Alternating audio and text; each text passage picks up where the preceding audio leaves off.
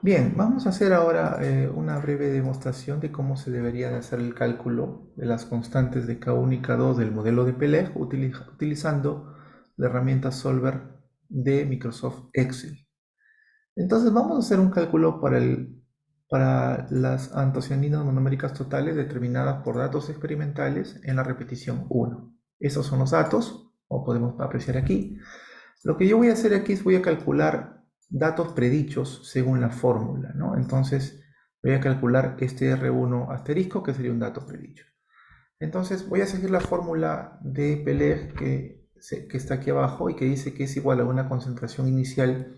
En este caso, en procesos de extracción, la concentración inicial siempre va a ser cero, porque el solvente que yo utilizo para extraer siempre es un solvente que está en estado puro, no tiene todavía antocianinas y recién va a iniciar la extracción, entonces la concentración inicial será cero. Podemos poner cero más o simplemente no podemos poner nada, ¿no? ¿No es cierto? No hay inconveniente con ello. Luego está el tiempo, voy a tomar la celda del tiempo, que va a dividir a justamente todo este denominador que está en función de K1, que voy a coger esta celda aquí que le he denominado K1, más K2 multiplicado nuevamente por el tiempo otra vez.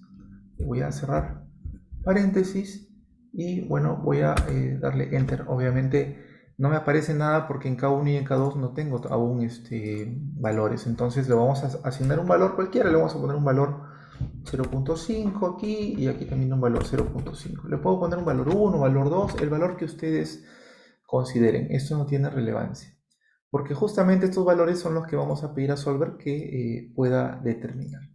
Una vez que hemos hallado nuestro valor, aquí vemos que nos sale el valor 0, lo que vamos a hacer ahora es vamos a fijar algunas celdas que van a tener que ser fijas.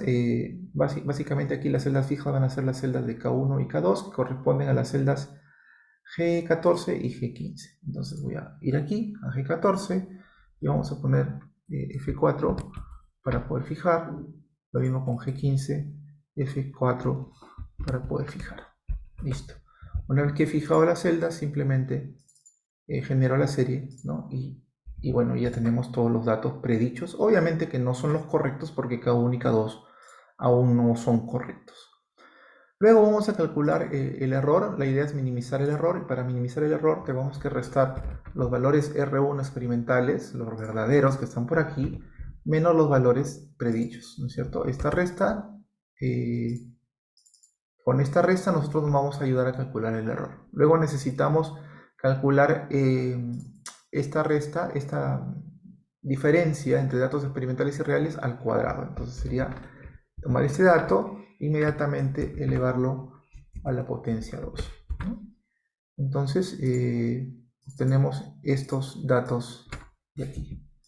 Y por teoría, por definición, el dato de la suma de cuadrados de error justamente pues es la suma de todos estos valores. Entonces aquí pondremos igual suma, ¿no? Y sumaremos todos estos valores para obtener el valor del SSE.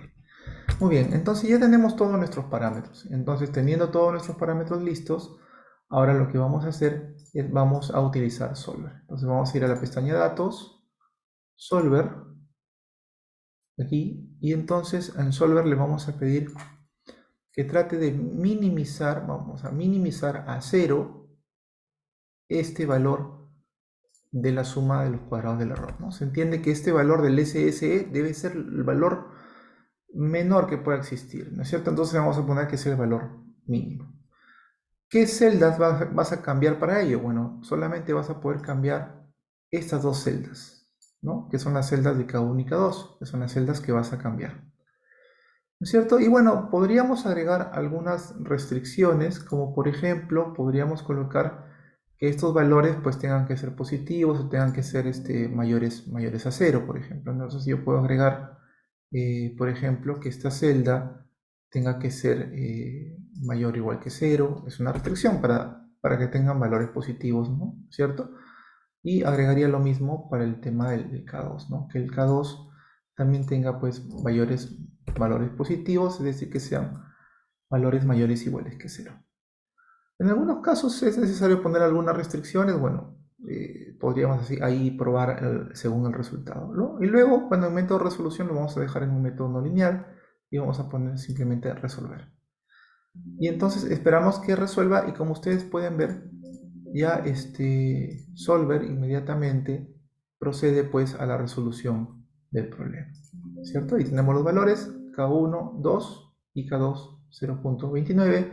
Con esos valores vemos que los valores predichos, por ejemplo, aquí el valor experimental de los 5 minutos fue 1.47, el predicho es 1.42, el segundo fue 2.04, el otro fue 1.99 y vemos que se aproximan bastante, ¿no? El error se ha reducido al mínimo posible con estos valores. Entonces, esta es una forma de determinar las constantes de Pelé por un método rápido utilizando la plataforma Solver. Eso sería todo lo que quería explicarles por ahora. Muchas gracias.